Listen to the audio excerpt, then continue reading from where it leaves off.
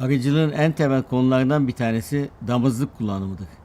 Damızlık dediğimiz zaman akla ana arı gelir. Çünkü ana arı koloninin hem anası hem babası pozisyonundadır.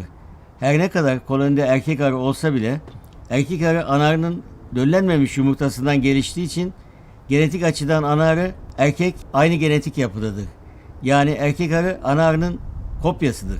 Bu sebepten dolayı diğer hayvancılık dallarında erkek ve dişi damızlıklar olduğu halde biz arıcılıkta sadece ana arıyı damızlık olarak kullanırız. Çünkü aynı zamanda koloninin hem anası hem babasıdır. Ana arıda bulunması gereken özellikler ırk ve ekotip konusu, yaş konusu, oğul eğilimi, verimlilik ve yetiştirme tekniği olmak üzere 5 ana konudur.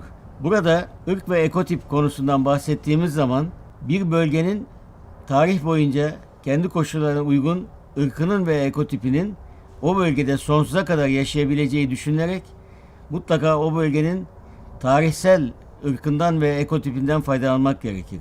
Her ne kadar batıdan gelen arılar hibrit oldukları için daha verimli olsalar bile bunlar ilerleyen dönemlerde uyum sorunu yaşayacaklarından koloni ölüm oranları yüksek olmaktadır.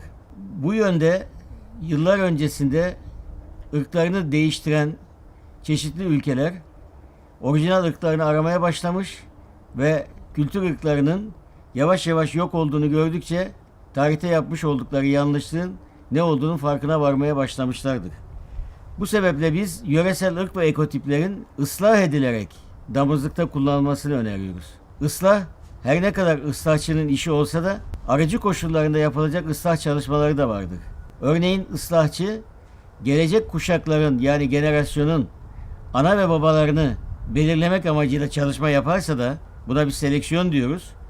Arıcı bunun tam tersini elindeki popülasyon içerisinde yani arı varlığı içerisinde kendi koşullarına uygun olmayan, örneğin verimsiz olduğunu düşündüğü, oğul eğilimi yüksek olan, hırçın olan, gelişme özelliği gösteremeyen koloniler varsa bunların analarını ve erkeklerini öldürmek suretiyle kendi gen havuzu dediğimiz arı varlığı içerisinde bu düşük verimli arıları ayıklamak suretiyle geride kalanların üstün verimli olmasını sağlayabilir. Buna da biz ıslahta ayıklama diyoruz. Yani ıslahçı seleksiyon, arıcı ise ayıklama yapmak suretiyle eldeki popülasyonları genetik açıdan daha ileri götürebilirler. Yaşama gücünün de yüksek olması bakımından yöresel ırk ve ekotiplerin kullanılması sonsuza kadar arı varlığımızın korunmasını yani gen kaynaklarının korunması açısından avantajı sağlar. İkinci ele almamız gereken husus yaş konusudur. Ana arının uzun yıllar yaşatılması bazı arıcılar tarafından tercih edilse de normalde ana arı en verimli olduğu ikinci yılda üretimde kullanılmalı. Bir önceki yıl elde edilip üretilip yıpratmadan kışa girmeli. Bir kış geçirdikten sonra üretimde kullanılmalı ve ertesi sene kışa girmeden mutlaka değiştirilmelidir. Böylece bir ana arı 2 yaz sezonunda ama sadece bir kış sezonunda yaşarsa oğul eğilimi önemli ölçüde azalmış olur. Çünkü 2 kış ve daha fazla sürede yaşatılan ana arılar izleyen sezonda derhal oğul verme eğilimi içerisine gireceklerdir. Oğul eğiliminden söz edince burada bilmemiz gereken en önemli konu oğul eğilimi yüksek olan kolonilerden ana arı yetiştirdiğimiz sürece oğul eğiliminin sürekli olarak yükseleceği konusudur. Özellikle üretici koşullarında oğul vermeye yönelmiş arılarda meydana gelen 15-20 dolayındaki ana arı gözü her biri ana arı olmak üzere yetiştirildiğinde bütün popülasyondaki kolonilerin daha sonra oğul verdiğini görürüz. Çünkü bunlar genetik olarak oğul verme eğilimi içerisindelerse bu her ne kadar oğul önleme çalışmaları yapılırsa yapılsın oğul eğilimi genetik olarak devam edecek ve bu önlenemeyecektir.